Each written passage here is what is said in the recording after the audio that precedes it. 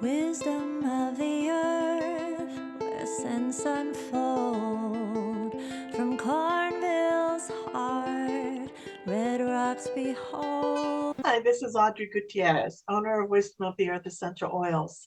And I wanted to share with you today a really interesting question I got about different ways to use the essences or different questions people have about the essences.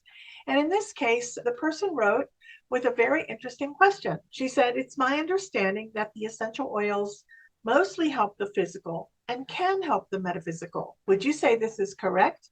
I would appreciate your thoughts on this topic. I've been using your oils for about 2 years and I love them so much. I don't want to be without them." We certainly share that thought, let me tell you.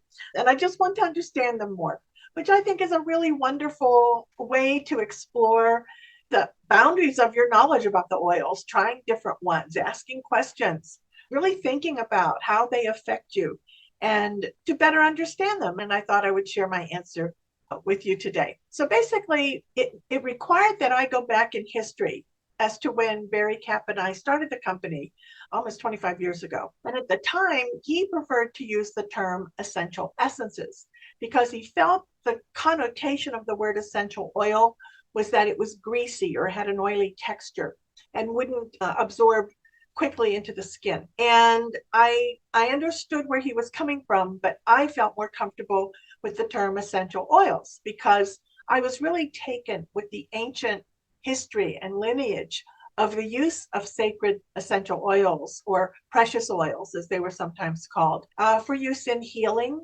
physical and emotional and spiritual issues, but also in sacred ceremony. And so I really was more drawn to the phrase essential oil, though I did understand his concern about how they might be perceived by people who weren't familiar with ours, because ours aren't cut with any carrier oils. And so they absorb very quickly and very directly into your skin. So there was kind of this history. So I couldn't really explain or give a proper answer to her question without going a little bit into the history of our company. But when Barry retired in 2019, I created a new logo for the company, and I also created a tagline, The Art of Aromatherapy. And as I said, I was very aware and honoring of the ancient art of aromatherapy. The fact that it has been around for thousands of years through many different cultures, Egyptian, South American. The history is really quite extensive and astounding.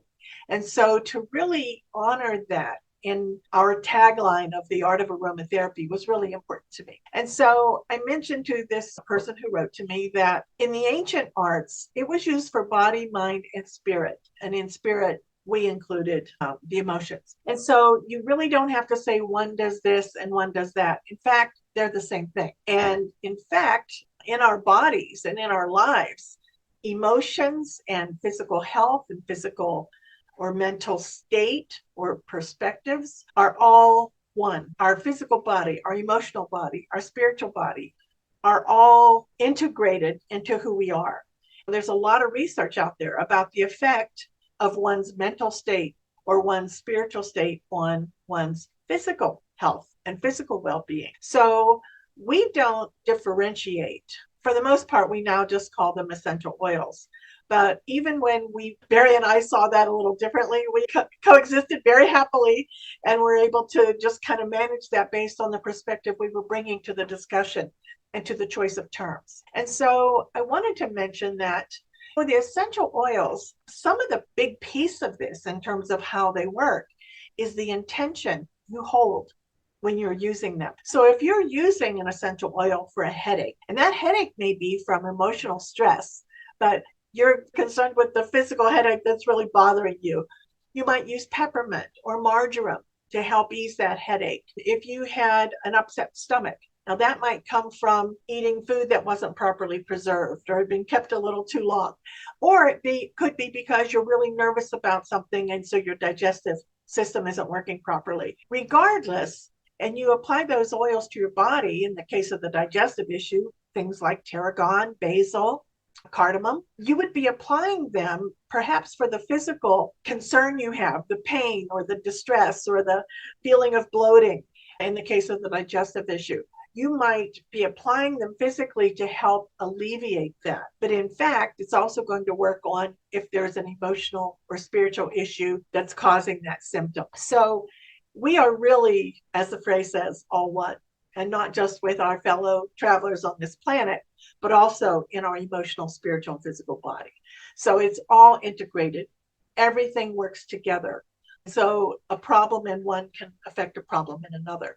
So I wanted to assure her that one doesn't really act more like, oh, frankincense is a very spiritual essence. And yes, it is. It's been used in sacred ceremony for centuries. So that is true. However, it's an incredible one for muscle aches, muscle pains, whether they're from tension held in the body or any other cause. They are really good for that. It's also good for eyesight. It's good for memory. And so frankincense has a lot of incredibly powerful physical symptoms that it can address, but it's also known hugely as one for the spirit and one for the emotions. One to use when you're going through struggle, for example, to help you find your strength and to persevere and triumph over the struggle that you're facing. It's also an ancient one in terms of our ancestors and honoring our ancestors. And so, yes, frankincense has always been known as a highly spiritual and emotional oil, but it's also one that's excellent for many, many physical problems that humans face. So I just wanted to take a few minutes today to talk about the fact that we use the word essential oil and essential essences, which we really don't use that much anymore, but other people do, interchangeably.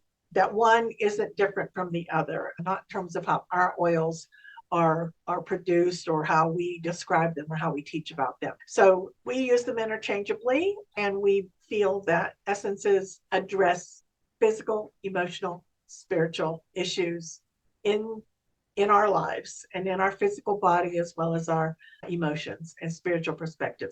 So they are here for us really on all levels of well-being. And that's one of the beautiful things about essential oils. So I just wanted to share this with you and hope that if you've ever had that question, or at least find the topic of interest, that this provided some insight for you. Take care.